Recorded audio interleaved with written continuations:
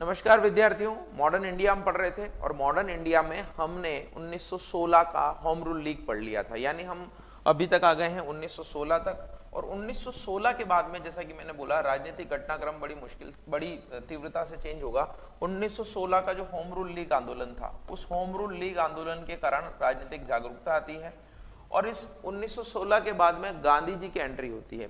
हालांकि उससे पहले मैं एक चीज और आज पढ़ लेते हैं। जैसे 1909 का जो एक्ट था, जिसको मार्लियामेंटो सुधार बोलते हैं, उसी तरीके से 1919 में भी एक सुधार एक्ट आया जिसको मॉन्टेग्यू चेम्सफोर्ड सुधार बोलते हैं। तो उसके बारे में सबसे पहले पढ़ेंगे, फिर हम वापस से बैक में गांधी जी जब भारत में आए, उन्होंने 2-3 आंदोलन किए, उसके बारे में जानेंगे। और फिर उसके बारे में हमारा जो कंटिन्यूस आंदोलन चलेगा, असहयोग आंदोलन चलेगा, बहुत सारी चीजें जो है वहां पर हैपन होगी। फिर उसके बाद में कांग्रेस में एक तरीके से फूट होने की संभावना होगी, तब गांधी जी अध्यक्ष बनेंगे। उसके बाद में सविनय अवज्ञा आंदोलन, उसके बाद में कई सारे सुधार और क्रांतिकारी आंदोलन, और लास्ट में 1935 का एक्ट और भारत की आज़ादी। इस तरीके से आपका फ्लो चलेगा बाद में। तो काफ़ी सारी घटनाएं बाद में होने वाली हैं। तो सबसे पहले आज हम शुरुआत करते हैं 1919 के एक्ट की, जिसको भारत शासन अधिनियम आप बोल सकते हैं, इंडियन गवर्नेंस एक्ट 1919। ये 1919 जो है इसलिए लाया गया था क्योंकि इस समय तक मैंने आपको बताया कि कई सारी घटनाएं और कई सारे जो है मुद्दे इस तरीके से तीव्र हो गए थे। जैसे कांग्रेस का नरम दल गरम दल भी इकट्ठा हो गया था, और मैं कहूँगी कांग्रेस में के साथ में मुस्लिम लीग भी इकट्ठा हो गई थी। होम रूल लीग आंदोलन इस तरीके से चल रहा था। तो भारतीयों को कुछ हद तक सेटिस्फाई करने के लिए 1917 में यह घोषणा की गई थी कि अब भारतीयों की प्रशासन में भागीदारी को बढ़ाया जाना चाहिए। तो जब प्रशासन में भागीदारी को बढ़ाने की बात हुई तो उसी के लिए ये एक्ट लाया गया।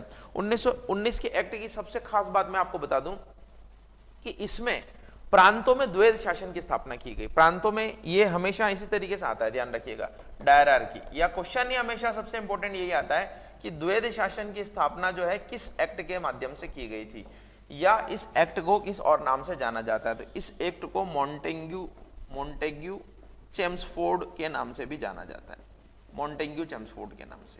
तो ये मॉन्टेग्यू कौन थे? मॉन्टेग्यू जो है वो हमारे भारत सचिव थे उस समय, और चेम्सफोर्ड कौन थे? चेम्सफोर्ड जो है हमारे भारत के वायसराय थे उस समय। तो मॉन्टेग्यू चेम्सफोर्ड के नाम से जाना जाता है। इसी के द्वारा प्रांतों में द्वैध शासन की स्थापना की। अब द्वैध शासन एक तो हमने बंगाल का पढ़ा था, वो बंगाल का द्वैध शासन ये था कि एक वर्ग है अंग्रेज, जिनको रेवेन्यू कलेक्ट करने का अधिकार है, लगान लेने का अधिकार है, लेकिन जिम्मेदारी नहीं है। दूसरा वर्ग है नवाब, जिनको रेवेन्यू का अधिकार नहीं है, कुछ भी अधिकार नहीं है, लेने का कुछ अधिकार नहीं, लेकिन दायित्व यानी कि उनको ही व्यवस्था देखना है, उनको ही सेवा, सब कुछ उन्हीं को करना है। तो ये एक डायरार्की उस समय थी। एक डायरार्की ये है जो प्रांतों में स्थापित की गई। यहां पर क्या किया गया कि प्रांतों में भी, प्रांत यानी प्रोविंस है ना, प्रांत यानी जो अभी के राज्य आप मानते हैं उनको हम प्रांत या प्रोविंस बोलते हैं। तो प्रांतों में क्या किया गया कि भाई प्रांतों में गवर्नर हुआ करते थे। तो पहले तो गवर्नर की ही सारी कुछ चलती थी, लेकिन इन्होंने क्या किया, इन्होंने भारतीयों को खुश करने के लिए बोला कि गवर्नर और इसकी जो एग्जीक्यूटिव काउंसिल रहेगी, एग्जीक्यूटिव काउंसिल का मतलब गवर्नर की जो परिषद है, उसको कुछ विषय दे दिए जो सबसे इंपॉर्टेंट थे, उनको दे दिए कि इस पे कानून ये बनाएंगे, और बाकी के कुछ विषय, शिक्षा, स्वास्थ्य, गरीबी निकालना है ना, सफाई, मोहल्ला सफाई, इस तरीके से ये क्या कर दिया गया, ये कर दिया गया मंत्रियों को, और मंत्रियों को और उनकी परिषद को। अब मंत्री कहां से आए? ये मंत्री भारतीय होते थे, ये मंत्री भारतीय होते थे, और इनको क्या है, कुछ अधिकार दिए जाते थे। तो ये चीजें की गई 1919 के एक्ट से, और 1919 के एक्ट से इसी को हम बोलते हैं द्वैध शासन। अब द्वैध शासन कैसे? देखिए, ये जो गवर्नर था और जो इसकी एग्जीक्यूटिव काउंसिल थी, इसको बहुत अधिकार थे और इसकी जिम्मेदारी कुछ भी नहीं थी। अगर ये खराब कानून बनाए, गलत कानून बनाए, जनता विरोध करे, कुछ नहीं था। लेकिन ये मंत्री के पास अधिकार कुछ खास थे नहीं, लेकिन इनकी जिम्मेदारी थी। इनकी जिम्मेदारी क्या थी कि इनकी जिम्मेदारी ये थी कि अगर मान लीजिए इनसे कोई भी गड़बड़ हो, इनमें विश्वास ना हो, तो इस्तीफा दे सकते हैं। आज का जैसे अविश्वास प्रस्ताव आता है लोकसभा राज्यसभा में कि मंत्रियों ने कुछ गलत डिसीजन लिया और अगर लोकसभा में उनके पास में बहुमत नहीं है तो उनको इस्तीफा देना पड़ता है, वैसी की वैसी व्यवस्था बिना अधिकारों के लिए इनके लिए की गई थी। तो इनको बहुत कम मुद्दे दिए गए थे, इनको ज्यादा मुद्दे दिए गए थे। तो ये प्रांतों में द्वैध शासन की स्थापना जो 1919 एक्ट से हुई थी।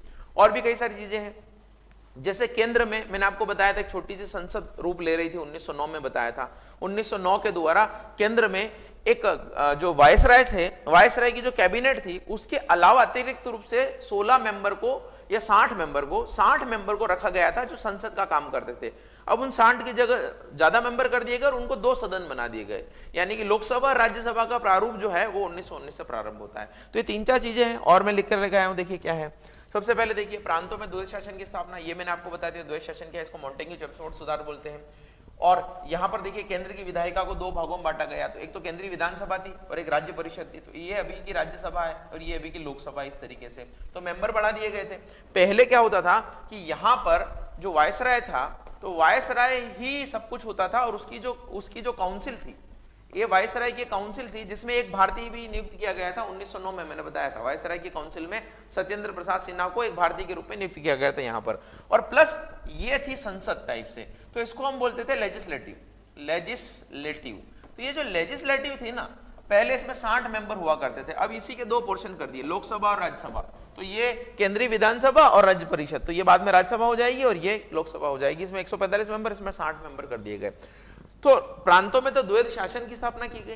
केंद्र में जो विधायिका थी, लेजिस्लेटर थी, उनको 2 भागों में बांट दिया गया। और क्या क्या है, केंद्र में कानून बनाने के विषय को भी केंद्र सूची और राज्य सूची में बांट दिया गया। देखिए अभी जो भारत में सिस्टम है वो सिस्टम यहाँ पर डेवलप हो रहा है। देखिए ये थोड़ा टिपिकल टाइप का मैटर है, लेकिन आप इंटरेस्ट लेकर आप ढंग से समझे तो कितनी हम संविधान को बनता हुआ देख रहे हैं हमारे। अभी भारत में क्या सिस्टम है, अभी भारत में केंद्र सूची, राज्य सूची, समवर्ती सूची और अवशिष्ट शक्तियां, यानी कि central list, state list, concurrent list और रेसिड्यूरी पावर्स। ये इस तरीके से है कि केंद्र सूची पर केंद्र वाले कानून बनाएंगे, राज्य सूची पर राज्य वाले कानून बनाएंगे, कॉन्करेंट यानी समवर्ती सूची पर दोनों कानून बना सकते हैं, और अवशिष्ट शक्तियां जो भी मेंशन नहीं की गई है वो केंद्र के पास है। तो उसी तरीके से उस समय जितने भी विषय थे जिन पर कानून बनाया जाना था उसको 2 भागों में बांटा गया, केंद्र सूची और राज्य सूची, यानी सेंटर और स्टेट, 2 सूचियां उसी समय आई। तो केंद्र सूची पर केंद्र वाले कानून बनाएंगे, कौन कानून बनाएंगे, ये वायसराय काउंसिल और इसके लेजिस्लेटर काउंसिल बनाएंगे। और राज्य सूची कहां हस्तांतरित कर दी जाएगी कि राज्यों पर, ये कानून आप बनाइए। अब राज्यों में भी उस राज्य सूची में से कुछ तो गवर्नर ने अपने पास में लग दिए कि इनमें से कानून कुछ पे मैं बनाऊंगा जो इंपॉर्टेंट सब्जेक्ट है, रक्षा, पुलिस वगैरह, और बाकी के विषय किसको हस्तांतरित कर दिए गए, बाकी के विषय जो भारतीय मिनिस्टर थे जिनकी जिम्मेदारी बहुत थी लेकिन अधिकार कम थे उनको हस्तांतरित कर दिए गए, स्वास्थ्य, शिक्षा, सफाई वाले, तो वो उनको हस्तांतरित कर दिए गए। तो यहां पर 3 चीजें इंपॉर्टेंट मैंने बताई, एक तो द्वैध शासन, ये तो बहुत इंपॉर्टेंट है, इसको ध्यान रखिएगा। फिर केंद्र की विधायिका का 2 पार्ट कर दिए, 2 सूचियां बना दी, तो केंद्र सूची पर केंद्र कानून बनाएगा, राज्य सूची पर राज्य बनाएंगे। राज्य सूची में भी इन्होंने क्या कर दिया, इसके 2 भाग कर दिए, एक तो था जिस पर राज्यपाल कानून बनाता था, एक था जिस पर मंत्री लोग कानून बनाते थे विधायिका में बैठकर। तो ये था रिजर्व्ड और ट्रांसफर्ड। इस राज्य सूची को भी 2 भागों में उन्होंने बांट दिया, राज्य सूची को क्या कर दिया, 2 भागों में बांट दिया। एक सब्जेक्ट तो रह गया रिजर्व्ड का मतलब आरक्षित, रिजर्व्ड का मतलब तो आप समझते हैं रिजर्वेशन का दौर है, और एक था ट्रांसफर्ड का मतलब हस्तांतरित। तो ट्रांसफर्ड और रिजर्व्ड, तो एक ट्रांसफर्ड थे, एक रिजर्व थे। रिजर्व तो किसके पास रह गए, गवर्नर के पास, उसने रिजर्व रख लिया अपने पास, ये कानून मैं बनाऊंगा, और ये किसको दे दी, ये मिनिस्टर्स को दे दिए कि मिनिस्टर आप कानून बनाइए, इस तरीके से। फिर क्या था, काउंसिल ऑफ स्टेट, राज्य परिषद, ये तो हो गया। Governor and it's council consist of member 3 Indian. तो मैंने आपको बताया था कि गवर्नर का मतलब यहां पर वायसराय, ध्यान रखिएगा, यहां वायसराय ले लीजिएगा, वायसराय। तो वायसराय की काउंसिल में पहले 6 मेंबर हुआ करते थे, उसमें से 1 मेंबर भारतीय हुआ करता था, लेकिन अब वायसराय की काउंसिल के मेंबरों की संख्या 8 बढ़ा दी, यानी ये मेन कैबिनेट मिनिस्टर थे। उसमें से कितने भारतीयों को नियुक्त कर दिया गया, 3 भारतीयों। आप समझ रहे होंगे कि 3 कैबिनेट मिनिस्टर भारत के, अच्छा तो है 1/3 रेशो, लेकिन ये भारतीय कौन थे, ये भारतीय वो थे जो कोई राजा महाराजा थे, कोई जमींदार थे, जो अंग्रेजों का कहना मानते थे, उन्हीं को ये भारत की इस परिषद में लाया गया था इनको। तो ये जो वायसराय था, इसकी जो काउंसिल थी, इस काउंसिल में 8 मेंबर थे और 8 में से 3 भारतीय थे। इस लेजिस्लेटर को अधिकार इतने नहीं थे, यहां तो बहुत सारे भारतीय थे। फिर सेपरेट इलेक्टोरेट, मैंने बताया था कि 1909 के द्वारा मुस्लिमों को पृथक निर्वाचन का अधिकार दिया गया। सेम उसी तरीके से पृथक निर्वाचन का अधिकार सिखों को दिया गया, क्रिश्चियन को दिया गया, एंग्लो इंडियन को भी दे दिया गया। तो इस तरीके से बाद में 1900 जो आगे आएगा एक सांप्रदायिक निर्णय 1932 का, उसमें हम दलितों के लिए भी देखेंगे इसके लिए, लेकिन अभी नहीं है। सिख, क्रिश्चियन और एंग्लो इंडियन, इनके लिए दिया गया। और लोक सेवा आयोग की स्थापना की गई। हालांकि ये लोक सेवा आयोग 1935 के एक्ट के द्वारा वापस से रीऑर्गेनाइज किया जाएगा, लेकिन अभी एक बार के लिए लोक सेवा आयोग की स्थापना कर दी गई। तो ये सारी बातें 1919 के एक्ट की बहुत इंपॉर्टेंट है। एक और बहुत इंपॉर्टेंट चीज है जो मैं आपको बता दूं कि इसके द्वारा महिलाओं को वोटिंग का राइट जो है दिया गया था, लेकिन ये कहकर कि ये प्रांतों के ऊपर छोड़ते हैं, यानी प्रोविंस चाहे तो महिलाओं को वोटिंग का राइट दे सकते हैं, हमारी तरफ से हम फ्री करते हैं। तो बाद में मद्रास नगर निगम के द्वारा सबसे पहले ये वोटिंग का राइट महिलाओं को दिया गया था। तो ये यहां पर तो इन्होंने राज्यों पर छोड़ दिया था, बाद में राज्यों ने दिया था। तो मद्रास प्रोविंस के द्वारा सबसे पहले महिलाओं को वोटिंग का राइट दिया गया था 1921 में। तो भारत में सबसे पहले महिलाओं को वोटिंग का राइट वहीं मिला था। तो ये सारी बातें जो है मैंने आपको बता दी 1919 के एक्ट की। तो आई होप कि आपको समझ में आया होगा। ये एक्ट पॉलिटी में भी आप पढ़ते हैं, बहुत जरूरी है, लेकिन इसको समझना कि किस तरीके से हमारा संविधान बाद में डेवलप होगा। अब आपका एक ही एक्ट आएगा केवल 1935 का, और 1935 का एक्ट जो हमारा संविधान है उसका 1/3 पोर्शन तो वहीं से लिया गया है। तो वो कैसे डेवलप होगा, वो 1919 से डेवलप होगा, और 1919 का कैसे डेवलप होगा, 1909 से डेवलप होगा। तो ये जब तक आप नहीं पढ़ेंगे वो आपको समझ में नहीं आएगा। तो आप ध्यान रखिएगा, रेलवे के लिए तो 2 ही क्वेश्चन है बस, प्रांतों में द्वैत शासन किस एक्ट से लाया गया, इस एक्ट को और क्या बोलते हैं। लेकिन एसएससी के लिए जो है ये क्वेश्चन हो सकते हैं कुछ इंपॉर्टेंट, कि 3 भारतीयों को कब किया गया, कब इनको पृथक निर्वाचन की सुविधा दी गई, ये जो केंद्र सूची राज्य सूची कब आई, केंद्र में डबल विधायिका कब आई, ये इस तरीके से क्वेश्चन हो सकते हैं। ठीक है, ये मेरा अनुमान है, सब पढ़ना चाहिए, कोई सा क्वेश्चन कब आ जाए कह नहीं सकते। तो अब हम बात करते हैं गांधी जी के बारे में। ये 1919 का एक्ट हमने आगे पढ़ लिया है। वैसे गांधी जी भारत में 1915 में आ गए थे, लेकिन गांधी जी जब भारत में 1915 में आए तो उन्होंने आते ही ऐसा नहीं कि सुपरमैन बैटमैन की तरह सारा कुछ करना शुरू कर दिया। 1915 में जब वो भारत आए, 9 जनवरी 1915 को भारत आए, और उसी उपलक्ष्य में 9 जनवरी को हम प्रवासी भारतीय दिवस मनाते हैं, एनआरआई डे मनाते हैं, आपको पता हो, उसी को याद रखने के लिए। तो 9 जनवरी को 1915 को गांधी जी भारत आते हैं। अब गांधी जी जब भारत आते तो उनके, मैंने बताया था राजनीतिक गुरु कौन थे, ये कई बार क्वेश्चन आ चुका है। राजनीतिक गुरु तो गोपाल कृष्ण गोखले थे। गोपाल कृष्ण गोखले ने उन्होंने ये बोला कि भारत में अपना नाक और अपना जो है आंख खुली रखिए और भ्रमण करिए भारत का। 1 साल 1.5 साल तक आप भारत को समझिए कि यहाँ पर क्या चीजें चलती है, क्या यहाँ पर होता है। तो उन्होंने वैसा ही किया, अपने राजनीतिक गुरु की बात मानी। उन्होंने यहाँ जात पात का सिस्टम, दूसरे सिस्टम, इन सारे सिस्टम्स को देखा और वो पूरे भारत का जो है दर्शन करते रहे, और बाद में उन्होंने धीरे धीरे अपना जो है चीजें चालू की। गांधी जी अहिंसा के बहुत समर्थक थे, और गांधी जी जो है सबसे पहले वो लॉयर थे, बैरिस्टर थे, लंदन से बैरिस्टर की उपाधि ली हुई थी उन्होंने। बाद में वो दादा अब्दुल्ला जो एक व्यापारी थे, उनका मुकदमा लड़ने के लिए साउथ अफ्रीका गए थे, और साउथ अफ्रीका से भारत 9 जनवरी को आए थे वो। तो दादा अब्दुल्ला का मुकदमा लड़ने जब वो वहाँ साउथ अफ्रीका गए थे, तो वहाँ पर उनको रेसिज्म का सामना करना पड़ा, नस्ल भेद का सामना करना पड़ा, और काले गोरे का भेद वहाँ पर बहुत होता था। आपने सुना ही होगा किससे कि ट्रेन से उतार दिया गया, बड़ा अपमानित महसूस करवाया गया उनको। तो उसी के अगेंस्ट उन्होंने वहाँ पर मोर्चा खोला था, और कई सारे जो वहाँ पर काले लोग रहते थे, ब्लैक्स थे, उनके अधिकारों के लिए वो लड़ाई की उन्होंने। और बाद में कई सारे जो है उनको अधिकार दिए गए। उसके बाद में वो भारत आ जाते हैं, उनको कैसर हिंद की उपाधि भी भारत आते हैं उसी दिन ब्रिटिश सरकार के द्वारा दी जाती है। ब्रिटिश सरकार को लगता है कि भारत में जाकर इस तरीके से गड़बड़ ना कर दें, तो कैसर हिंद की उपाधि भी उनको दी जाती है।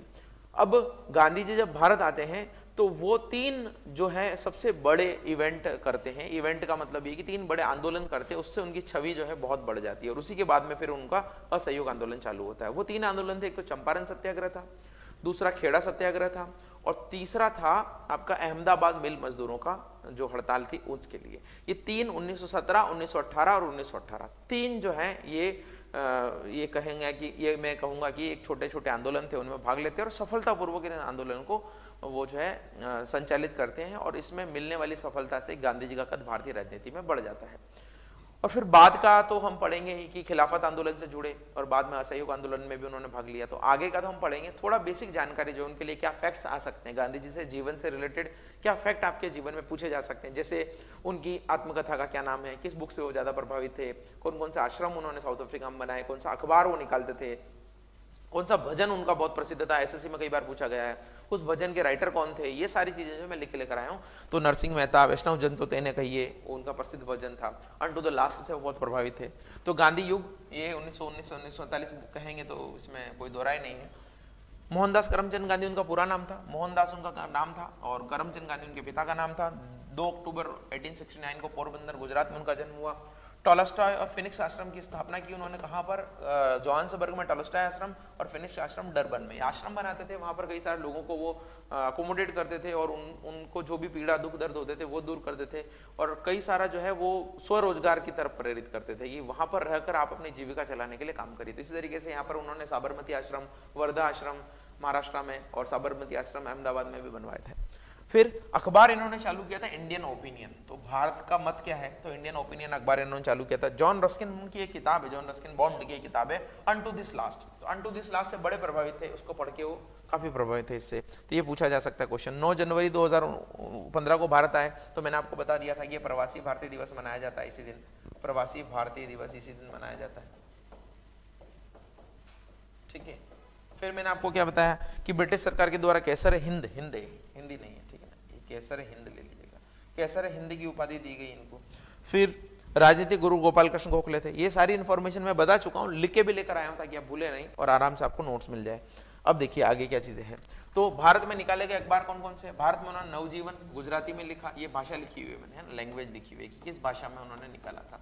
और यंग इंडिया उन्होंने निकाला और हरिजन उन्होंने निकाला, तो ये दोनों इंग्लिश में थे, हरिजन और यंग इंडिया। हरिजन नाम की पत्रिका भी निकालते थे वो, हरिजन नाम का अखबार भी निकालते थे। तो हरिजन और यंग इंडिया उन्होंने इंग्लिश में निकाले, नवजीवन उन्होंने गुजराती में निकाला था। अब मैंने 3 बड़े आंदोलन बताए थे, वो देखिए यहाँ पर, चंपारण, अहमदाबाद और खेड़ा, ये 3 आंदोलन किए अप्रैल 1917, 1918 और ये। अब आप देखिए यहाँ पर इनको, ये जो बिहार है यहाँ पर क्या मुद्दा था थोड़ा बता देता हूँ मैं।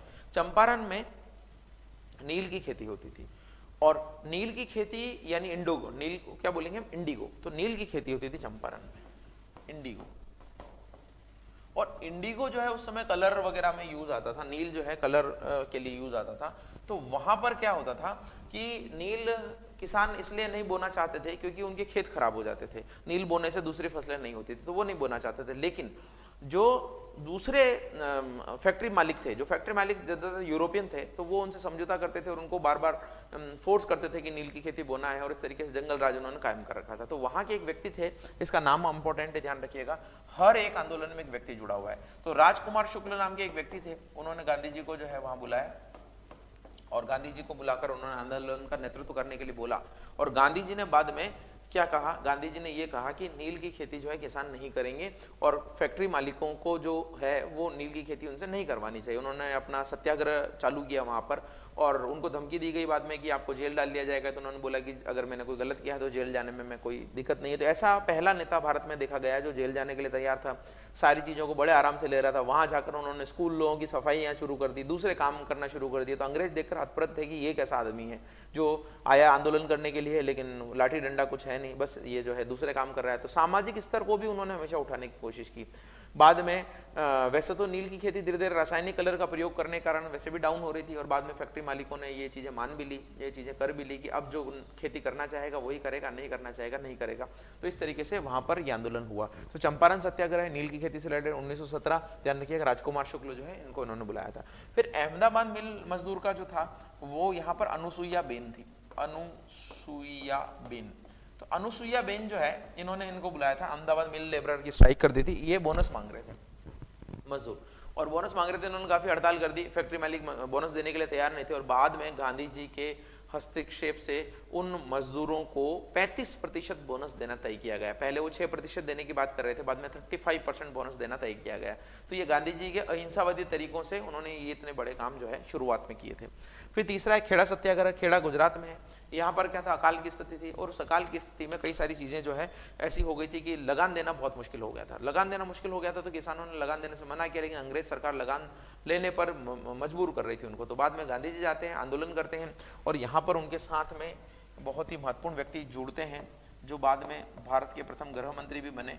उनका नाम था, उनका नाम ये नहीं है, इंदुलाल याग्निक तो है ही, पटेल, सरदार पटेल। तो सरदार पटेल जो है उस समय सरदार नहीं थे, वो पटेल कहलाते थे, वल्लभ भाई पटेल।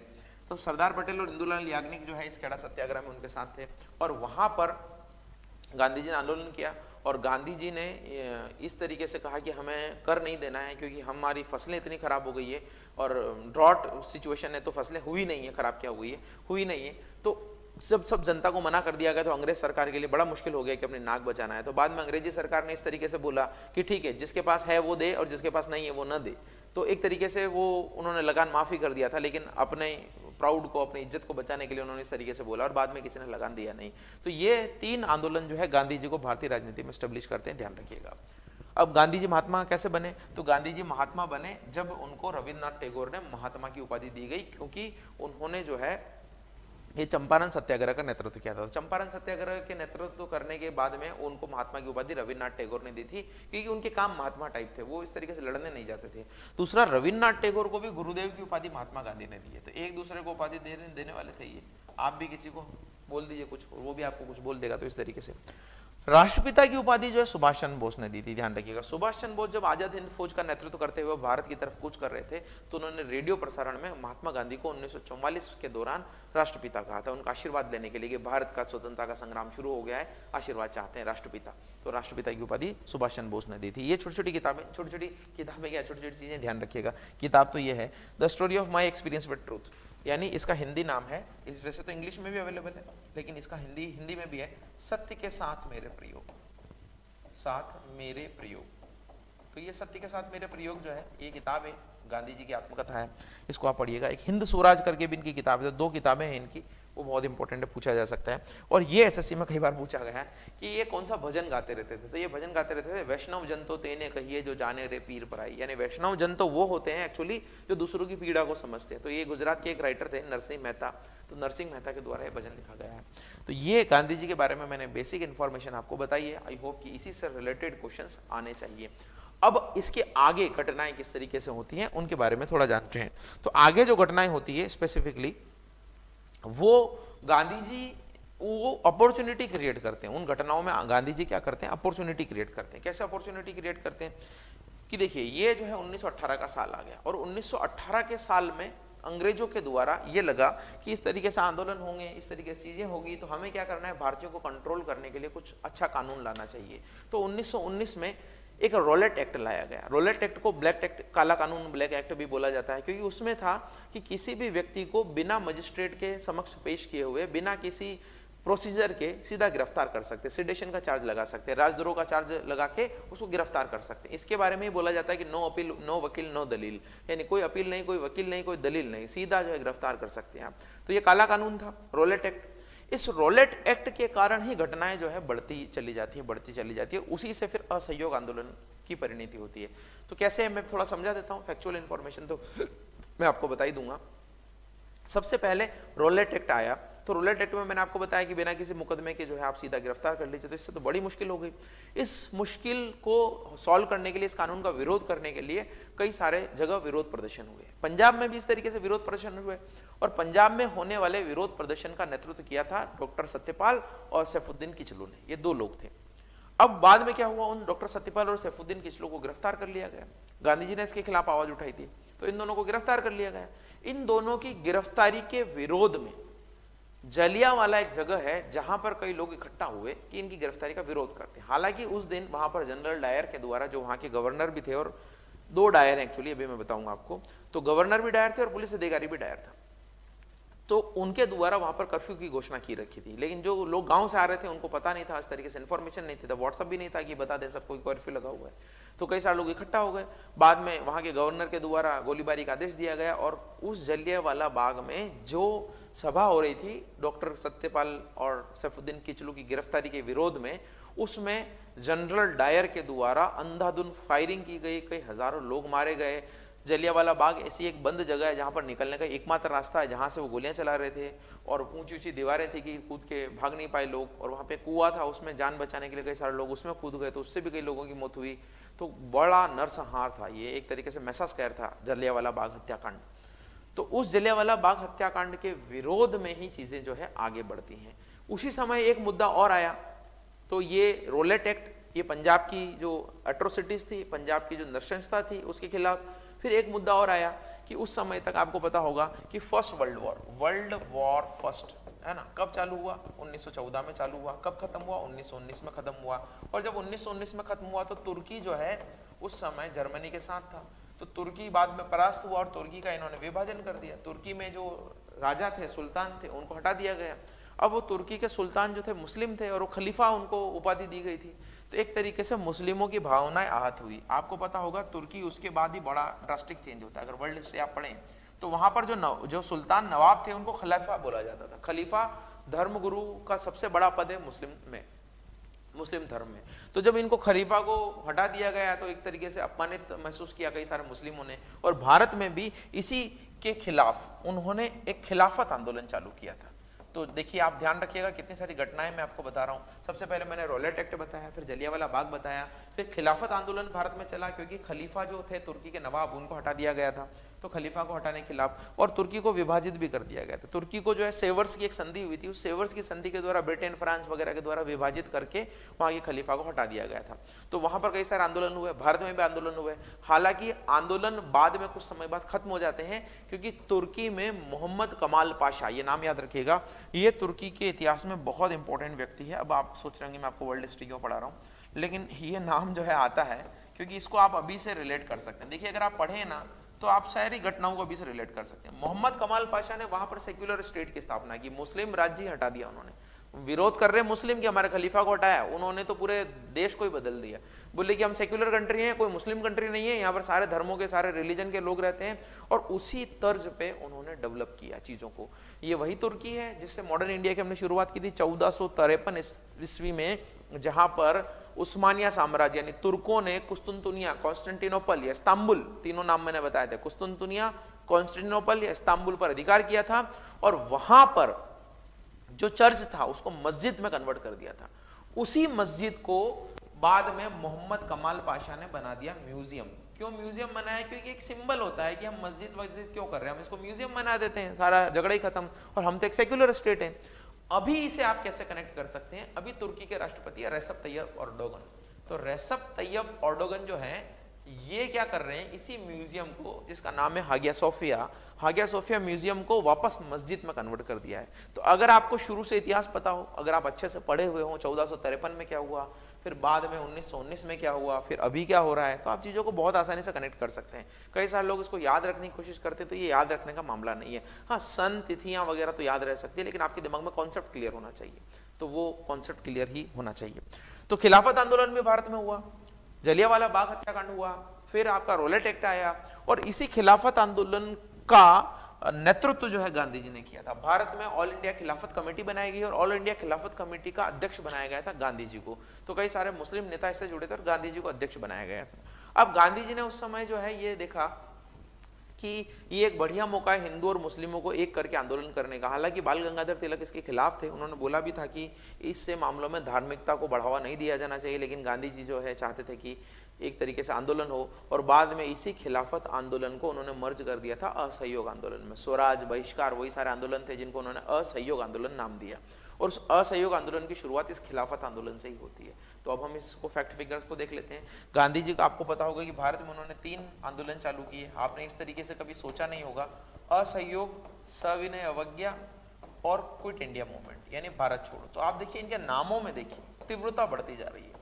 तीव्रता कैसे बढ़ती जा रही है, इंटेंसिटी कैसे बढ़ती जा रही है। उन्होंने पहले बोला कि हम आपको सहयोग नहीं करेंगे, हम आपको सहयोग नहीं करेंगे, यानी कि हम जो है हड़ताल कर देंगे, हम जो है उपाधियां दे देंगे, हम जो है त्यागपत्र दे देंगे, यानी आपके कामकाज में सहयोग नहीं करेंगे। बाद में उन्होंने क्या बोला, सविनय अवज्ञा, यानी हम आपकी आज्ञा नहीं मानेंगे, सविनय, विनय के साथ में अवज्ञा करेंगे, सिविल डिसओबीडियंस करेंगे। आप जो बोलेंगे हम करेंगे नहीं, आपके द्वारा दिए गए निर्देशों का पालन नहीं करेंगे, हम जेल चले जाएंगे लेकिन काम नहीं करेंगे, इस तरीके से सहयोग नहीं करेंगे आपको। तो फर्स्ट में था, दूसरे में आपकी आज्ञा नहीं मानेंगे, और तीसरे में तो फिर आप कुछ नहीं मानोगे तो भारत छोड़ दो। तो ये 3 आंदोलन चालू किए, हम इसकी बात कर रहे हैं, और ये आंदोलन जो है खिलाफत आंदोलन से जुड़ा हुआ है। तो ये मैंने ऑलमोस्ट सारी चीजें बता दी आपको। देखिए यहाँ पर क्या चीजें हैं। 1919 का रॉलेट एक्ट आया था, तो it empowered the authorities to imprison without trial, बिना ट्रायल के जो है किसी को बिना मुकदमे के जेल हो सकती थी संदिग्ध को। तो 6 अप्रैल 1919 को सैफुद्दीन किचलू और सत्यपाल को गिरफ्तार किया गया इसी कानून के विरोध के कारण। 13 अप्रैल 1919 को डेट याद रखिएगा, ध्यान रखिए, डेट बहुत इंपॉर्टेंट है और डेट पूछी जाती है जलियांवाला बाग हत्याकांड की। तो ये जनरल एडवर्ड हैरी डायर, मैंने बताया था 2 डायर थे। तो एक तो ये डायर था जो वहां पर कमांडर था, मिलिट्री वाला था, और एक डायर था जो गवर्नर था पंजाब का, माइकल ओ डायर। तो अमृतसर का कसाई इसको बोला जाता है क्योंकि इसने गोलीबारी की थी, और आदेश किसने दिए थे, इस गवर्नर ने दिए थे। तो कई सारे लोगों को भी ये भी नहीं पता है कि बाद में बोलते हैं उधम सिंह ने जनरल डायर को मार दिया। तो गोलीबारी करने वाले जनरल डायर को नहीं मारा था उसने तो माइकल और डायर को मारा था।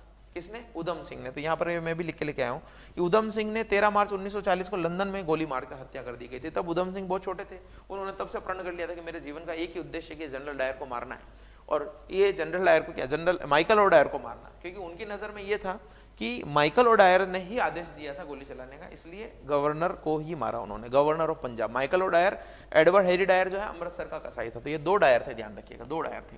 तो ये जलियांवाला बाग हत्याकांड का बदला जो है उधम सिंह ने बाद में लिया। अब देखिए यहाँ पर इस हत्याकांड की जांच के लिए कमीशन बनाया गया था। ये बहुत इंपॉर्टेंट क्वेश्चन हो सकता है। हंटर आयोग, विलियम हंटर जो इसके अध्यक्ष थे और इसमें 7 सदस्य थे।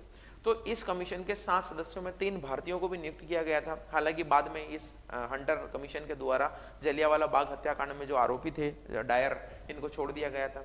और इवन जनरल डायर को तो सम्मानित भी किया गया था कि भाई इन्होंने जो है अंग्रेजों का नाम ऊंचा किया। तो ये हंटर कमीशन तो सिर्फ दिखावा था। इसी तरीके का एक कमीशन जो है कांग्रेस ने भी बनाया था, तो वो एक अलग चीज़ है। तो इस हत्याकांड की जांच के लिए कमीशन बनाया गया था। ये हंटर कमीशन 3 भारतीय थे, मैंने तो नाम लिख दिए हैं, चिमनलाल सीतलवाल, पंडित जगत नारायण और सरदार सुल्तान अहमद खान। तो ये 3 भारतीय थे, नाम है इसलिए इंग्लिश में लिख दिया। तो ये आपको पता चल रहा है किस तरीके से परिस्थितियां चेंज हो रही है। तो अब आगे जो मैं आपको जब भी पढ़ाऊंगा तो इस तरीके से डेट वाइज चलेगा हमारा काम, क्योंकि यहाँ पर एक बड़ा इंसिडेंट कोई ऐसा नहीं है जो आपको बहुत ज़्यादा जानकारी, और कहीं होगा तो भी मैं उसके लिए अलग से लिख दूंगा। तो अब जो ये चीज़ें हुई, अब इस चीज़ों के बाद में क्या हुआ, ये तो जलियांवाला बाग हत्याकांड हो गया। अब खिलाफत आंदोलन मैंने आपको बताया, तो खिलाफत आंदोलन तुर्की के लिए हुआ था। तो ये देखिए खिलाफत आंदोलन भी लिख दिया मैंने। सेवर्स की संधि के द्वारा खलीफा का पद समाप्त कर दिया गया। नवंबर 1919 में ऑल इंडिया खिलाफत कमेटी की स्थापना की गई। मार्च 2020 में जॉइंट मीटिंग ऑफ हिंदू मुस्लिम इलाहाबाद में हुई कि किस तरीके से काम किया जाए। इस खिलाफत आंदोलन के जो ऑल इंडिया खिलाफत कमेटी थी, इसके अध्यक्ष गांधी जी थे, ध्यान रखिएगा। इसके अध्यक्ष जो है महात्मा गांधी, MG गांधी थे, महात्मा गांधी थे। इसके मुख्य नेता कौन कौन थे ये खिलाफत आंदोलन के, तो ये देखिए मोहम्मद अली और शौकत अली, ये अली बंधु कहलाते हैं। ये तो पहले तो बहुत ही ज्यादा जो है बहुत ही ज़्यादा भारतीयों से, या हम कहेंगे हिंदू मुस्लिम एकता के प्रतिनिधि थे। बाद में यही मोहम्मद अली और शौकत अली का दिमाग जो है ब्रेन वॉश कर दिया जाता है और पाकिस्तान की डिमांड में भी ये सबसे आगे रहते हैं। ये एक अखबार निकालते थे उस समय, कॉमरेड, तो मैंने कोष्टक में लिखा है क्योंकि इसके बारे में पूछा जाता है। कॉमरेड नाम का एक अखबार निकालते थे। मोहम्मद अली, शौकत अली और मोहम्मद अली बंधुओं के नाम से जाने जाते हैं। मौलाना अबुल कलाम आज़म बाद में कांग्रेस के अध्यक्ष बने, भारत में ही रहे और पाकिस्तान जाना मंजूर नहीं किया। ये भी एक अखबार निकालते थे, अल हिलाल, उर्दू का अखबार था, ये इंग्लिश का अखबार था।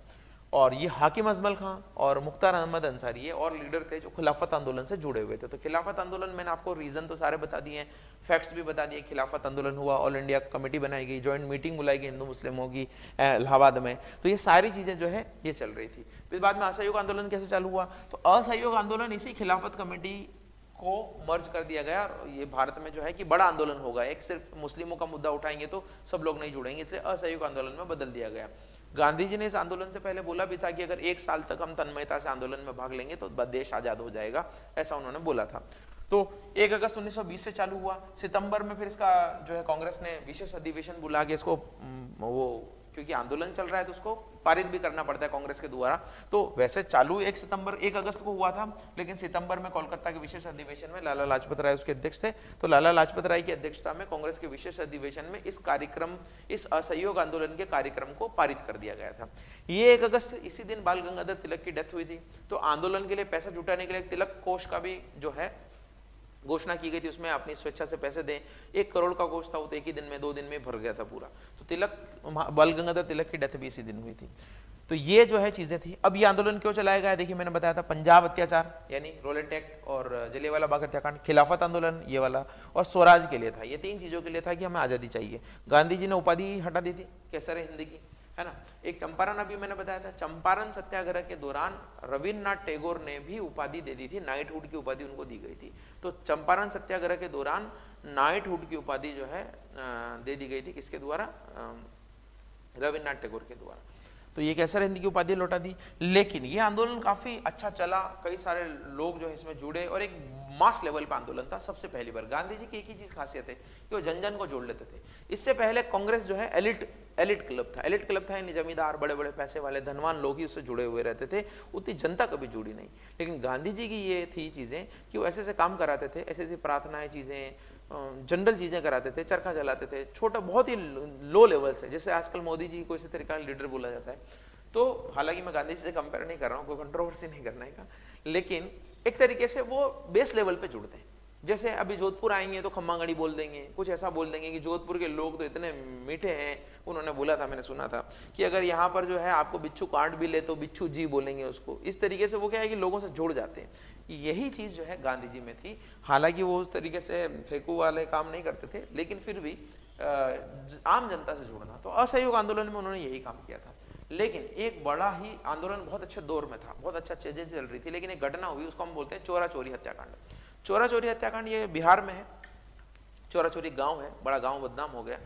उस गांव में क्या किया, आंदोलनकारियों के ऊपर लाठीबाजी की गई और आंदोलनकारियों के द्वारा फिर उन पुलिस वालों को जिन्होंने ये अत्याचार किया था, हिंसा की थी, उनको थाने में बंद करके आग लगा दी गई। अब आग लगा दी गई तो हिंसा में वो सारे लोग जल के मारे गए। तो गांधी जी हिंसा के समर्थक थे, उन्होंने इसी नाम पर इस आंदोलन को वापस ले लिया और इस बात से कई लोग नाराज भी हुए। सुभाष चंद्र बोस, आपका मोतीलाल नेहरू, आपका चित्तरंजन दास, कई लोग नाराज हुए। बाद में क्रांतिकारी भी नाराज हो गए और क्रांतिकारियों ने अपनी जो है गतिविधियां वापस से चालू कर दी। तो गांधी जी ने आंदोलन वापस लेने का निर्णय लिया। इस घटना के बाद में ये डेट याद रखिएगा आप, चोरा चोरी कांड। ये चोरा चोरी हत्याकांड जो है बिहार में हुआ था। अब कई लोग बोलते हैं कि गांधी जी गलत है, कई बोलते हैं सही है, लेकिन देखिए अगर हिंसा को आप प्रमोट करते हैं, हिंसा को आप बढ़ावा देते हैं, तो कहीं ना कहीं फिर गलत काम के लिए हिंसा हो सकती है, सही काम के लिए हिंसा हो सकती है, दोनों को आपको जायज ठहराना पड़ेगा। ये तो सही काम के लिए हो रही है, इसका कोई दिक्कत नहीं है, लेकिन हो सकता है कि बाद में गलत काम के लिए भी हिंसा इसी तर्क पर सही ठहराया जाए। गांधी जी का मानना था, उनका मानना था कि समाज में हिंसा होने का मतलब है कि समाज का पतन शुरू होना। तो जैसे अभी देखिए आप, पाकिस्तान और भारत की डेमोक्रेसी है। पाकिस्तान में हिंसा इस कदर है कि वहाँ पर कोई भी सरकार 5 साल नहीं चल पाती है, लेकिन भारत का समाज आज भी सरकार का तख्ता पलट करने का साहस नहीं कर पाया, इस तरीके से कभी नहीं हुआ है। तो अगर कभी गलत काम के लिए हम हिंसा को अपनाते हैं तो बाद में सही काम के लिए अपनाते हैं तो गलत काम भी उसी हिंसा के जायज ठहराए जाते हैं। तो इन्होंने इसी को लेकर कि हिंसा नहीं करेंगे, इसी को लेकर ये बंद कर दिया गया। बाद में 12 फरवरी को बारदोली यानी गुजरात में एक कांग्रेस की मीटिंग बुलाई और उस कांग्रेस की मीटिंग में एक प्रस्ताव पारित किया गया कि हम असहयोग आंदोलन को वापस लेते हैं। उसी प्रस्ताव को बारदोली प्रस्ताव बोलते हैं। इस आंदोलन के दौरान वायसराय कौन थे, लॉर्ड रीडिंग थे। तो कभी कभी ध्यान रखिएगा आप कि वायसराय कौन थे, ठीक है। अब गांधी जी ने जब ये बोला कि हम आंदोलन बंद कर रहे हैं तो अंग्रेजों की सांस आई कि ठीक है चलो खत्म हुआ है आंदोलन। गांधी जी को गिरफ्तार कर लिया गया, गांधी जी को 6 साल की सजा दी गई। हालांकि 2 साल के बाद उनको छोड़ दिया गया क्योंकि उनकी तबीयत खराब थी। तो यरवड़ा पुणे में जेल है, तो यरवड़ा की जेल में गांधी जी को गिरफ्तार कर दिया गया। बाद में 1924 में उनको छोड़ा गया था, तो वहां पर जो है इनको ले जाया गया। और क्या क्या काम इसमें किए गए, तो मुख्य कार्य क्या क्या थे ये मैंने आपको बता दिया। उपाधियां लौटाना, विदेशी स्कूल वस्तुओं का बहिष्कार करना, हिंदू मुस्लिम एकता को बढ़ावा देना, कई लोगों ने वकालत छोड़ दी, आसाम के चाय मजदूरों और रेलवे मजदूरों ने हड़ताल कर दी। तो ये कई सारी चीजें जो है इस दौरान की गई थी, पूरे भारत में की गई थी।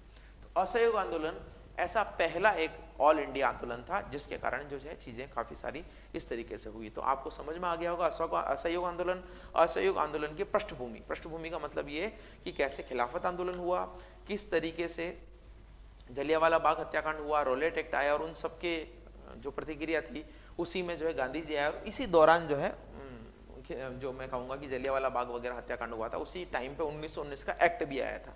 तो 1919 का एक्ट जो मॉन्टेग्यू चेम्सफोर्ड सुधार है वो तो मैं आपको पहले पढ़ा चुका हूँ। अब एक गांधी जी के बारे में मैंने आपको सारी चीज़ें बता दी बेसिकली, और गांधी जी के पहले आंदोलन के बारे में भी बता दिया। अब असहयोग आंदोलन के बंद करने से क्या प्रतिक्रियाएं होगी, क्या धाराएं निकलेगी, अलग अलग राजनीति होगी, क्रांतिकारी आएंगे, उनके बारे में हम अगले वीडियो में पढ़ेंगे। तो तब तक के लिए थैंक यू सो मच, मिलते हैं अगले वीडियो में।